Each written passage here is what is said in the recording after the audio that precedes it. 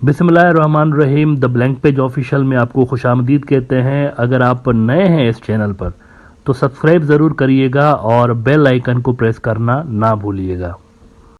American secretary of state Antony Blinken साहब China पहुंच गए हैं और आज वो गालिबन पहुंचे हैं। वहाँ पर 2 दिन तक रहेंगे। आज और कल का दिन वो वहाँ पर रहेंगे और उनके इस दौरे का मकसद ये है कि चाइना और अमेरिका के दरमियान जो ताल्लुकात हैं वो कंपटीशन से कन्फ्लिक्ट की तरफ ना जाएं, कन्फ्लिक्ट में कन्वर्ट ना हो जाए।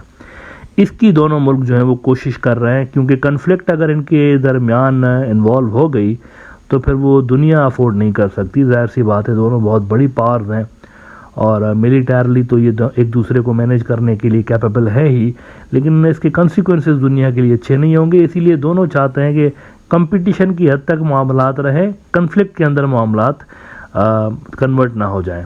बिजनेस स्टैंडर्ड ने रिपोर्ट किया है कि Blinken arrives Beijing on mission to cool soaring US China tensions. US Secretary of State Antony Blinken arrived in Beijing early Sunday on a high-stakes diplomatic mission to try to cool exploding US-China tensions that have set many around the world on edge. बहुत से मुल्क ऐसे हैं जो कि दोनों पे dependent हैं। चाइना के ऊपर भी डिपेंडेंट है, अमेरिका के ऊपर भी डिपेंडेंट है।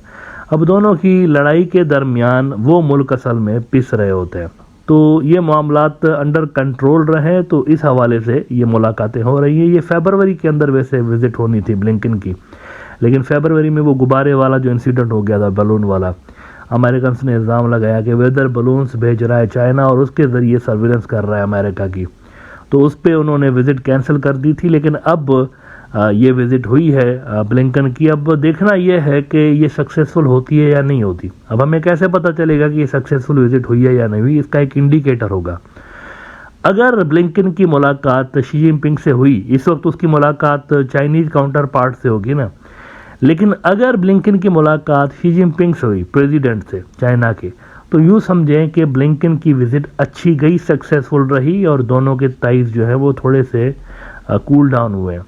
लेकिन अगर ब्लिंकन की मुलाकात आज या कल में शी जिनपिंग से नहीं होती तो इसका मतलब है कि दोनों के दरमियान टाइज एज़ यूजुअल ख़राब हैं। अच्छा, इनके जो टाइज हैं वो तो खैर कोशिश तो दोनों कर रहे हैं कि इम्प्रूव हो जाएं, लेकिन इंडिया और चाइना के ताल्लुकात मज़ीद ख़राब हो गए, बहुत ज़्यादा ख़राब हो गए और नौबत यहाँ तक आ गई है कि दोनों मुल्क एक दूसरे के जर्नलिस्ट जो हैं उनको निकालने में लगे हुए हैं। चाइना ने इंडिया का आखिरी जो जर्नलिस्ट बचा हुआ था बीजिंग के अंदर, उसको भी कहा है कि मित्रों इस महीने के एंड तक बोरिया बिस्तरा लपेटो और निकलो वापस अपने गांव इंडिया के अंदर। द प्रिंट ने खबर लगाई है कि China evicting last Indian journalist, a new low in ties, a bridge has been burnt for now. China has asked Press Trust of India reporter KJM Verma to leave Beijing by the end of the month. The latest explosion has left Indian media organizations in a blind state. कोई India का एक भी journalist अब मौजूद नहीं है China के अंदर, और इंडिया ने भी कुछ ऐसी हरकतें असल में स्टार्ट कर रखी थी। इन्होंने चाइनीज़ जो जर्नलिस्ट थे उनको निकालने पे काम शुरू किया हुआ था, तो उन्होंने सारों को ही निकाल दिया चाइनीज़ ने। जवाब किया था कि क्या आपके भी निकलेंगे यहाँ से। तो दोनों के टाइज जो है वो बहुत ज़्यादा ख़राब हो चुके हैं। अब ऐसे में वो जो चंद रोज़ पहले मैंने आपको एक ख़बर बताई थी बहुत इम्पॉर्टेंट, कि इंडिया की जो लोकल मार्केट है स्मार्टफोन्स की, उस स्मार्टफोन्स की लोकल मार्केट्स में इंडिया की कंपनियों का शेयर 1% है सिर्फ। इंडिया के अंदर बहुत बड़ी मार्केट है मोबाइल फ़ोन कंपनीज़ की, ये जो हैंडसेट बनाते हैं, तो उसमें लोकल इंडियन कंपनी सिर्फ 1% इंडिया की हैंडसेट बना रही होती है। 99% बाहर की कंपनियां हैं, मोस्टली चाइनीज़, चाइना डोमिनेंट है वहाँ पे।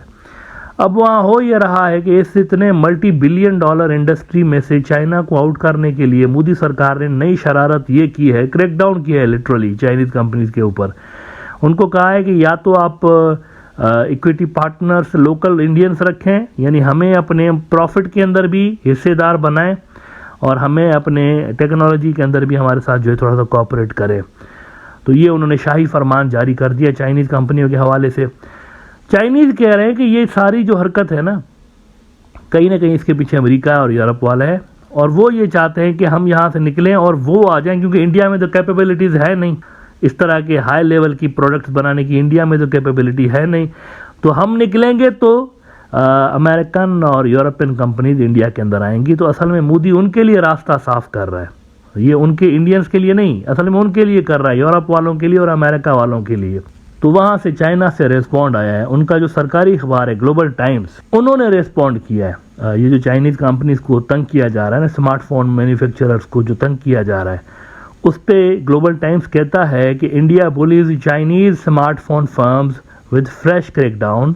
The Indian government has asked the Chinese mobile phone makers, including Xiaomi, Oppo, Realme, and Vivo, to bring local equity partners into their local operations and appoint Indian nationals in key roles such as CEO. Indian media outlet The Economic Times reported on Tuesday. In addition, the Indian government has asked these Chinese firms to appoint Indian contract manufacturers to increase local manufacturing down to the component level through joint ventures with Indian businesses and expand exports from the country and have local distributors according to the report.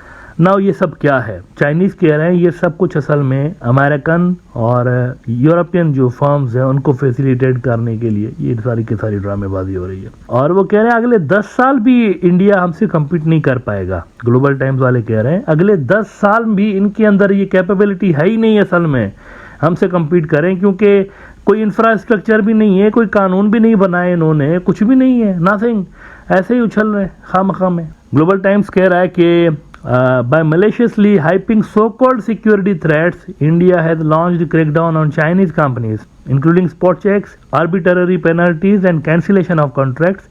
These moves have violated international rules and will lead to severe damage to India's business environment. Dai Yonghong, director of the Institute of China's Overseas Interests of Shenzhen University, told the Global Times on Wednesday. और ये हिस्सा बड़ा कमाल का है उनके opinion का। कहते हैं India's move reflect arrogance and complacency, according to Dai. The Indian side has overestimated the chance that the US-led economic decoupling from China will bring US and EU companies to manufacture in India.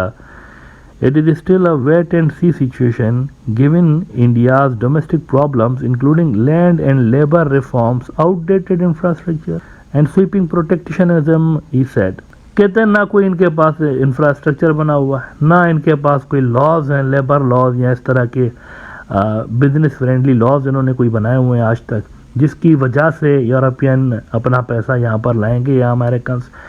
इन्होंने सिर्फ और सिर्फ है ना पहले से ही ये बहुत बड़ा गेम खेल दिया है कि चाइनीज़ को भगाओ यहाँ से, कोई अल्टरनेट नहीं है। अमेरिकन वैसे ही उठा के यहाँ पैसा नहीं डालेंगे जब तक कोई मुनासिब सतह का इंफ्रास्ट्रक्चर यहाँ मौजूद नहीं होगा, नहीं आएंगे वो जब तक लॉज और ये नहीं बनेंगे। इसीलिए वो कह रहे हैं 10 साल तक तो हम ही हैं यहाँ पे, यानी इंडिया अगले 10 साल तक भी इस पोजीशन में नहीं होगा कि हमारे से कम्पीट कर पाए। अच्छा ग्लोबल लेवल को तो छोड़ देना, ये इंडिया की बात हो रही है। ग्लोबल लेवल पर तो चाइना का मुकाबला करना इतना आसान तो खैर उनके लिए होगा नहीं। अभी बात हो रही है इंडिया के अंदर ही जो इतना बड़ा गेम सजा हुआ है स्मार्टफोन जो इंडस्ट्री है उसका, उसमें इंडिया की अपनी जगह नहीं बन रही, और वो जगह बनाने के लिए ये हार्श डिसीजंस जो हैं वो इंट्रोड्यूस कराए गए हैं, जिनको चाइनीज बुली कह रहे हैं कि ये हमें बुली कर रहे हैं। Whether India will be successful or not to achieve their objectives, ये बात की बात है। लेकिन फिल वक्त मैं आपको ये बता सकता हूँ कि इन सारी चीज़ों का इंडिया के ऊपर दबाव आएगा। चाइना काउंटर करेगा, चाइना ऐसी जगह पे काउंटर करेगा जहाँ पर इंडिया को सबसे ज़्यादा नुकसान हो। तो इंडिया को अमेरिकन पॉलिसी से सबक सीखना पड़ेगा। देखें इन्होंने जब देखा है अमेरिकन ने कि थोड़ा कुछ ज़्यादा ही हो गया है, हमारी और इनकी कोल्ड वार ज़्यादा ही कुछ गहरी हो गई है, तो ब्लिंकन गया है चाइना और वहाँ जाकर उनको कह रहा है कि कंपटीशन रखें, कन्फ्लिक्ट में इन्वॉल्व नहीं होते हम दोनों, ना आप हो ना हम हो, इसको कंपटीशन ही रखें। तो जब अमेरिकन ही ये पॉलिसी बना रहे हैं तो इंडिया के पॉलिसी मेकर्स क्यों खामखा में कन्फ्लिक्ट क्रिएट कर रहे हैं यहाँ पर? उनको भी कंपटीशन चाहिए ना, और कंपटीशन में देखें फेयरनेस जो होती है ना और इक्वल ग्राउंड्स, ये शर्त होते हैं। आप किसी के ऊपर गैर ज़रूरी दबाव डालें, किसी मुल्क के लिए कानून एक बना दें, दूसरों के लिए दूसरा कानून बना दें, सिलेक्टिव कानून बना दें कि चाइना डाउन हो, ये कंपटीशन नहीं होती, ये कन्फ्लिक्ट होती है। तो अमेरिकन ही कन्फ्लिक्ट को अवॉइड कर रहे हैं, लेकिन यहाँ मोदी सरकार वाले जो हैं वो लगे हुए हैं काम पे, नहीं हमने कॉन्फ्लिक्ट में इन्वॉल्व होना है, आगे जो होगा देखा जाएगा।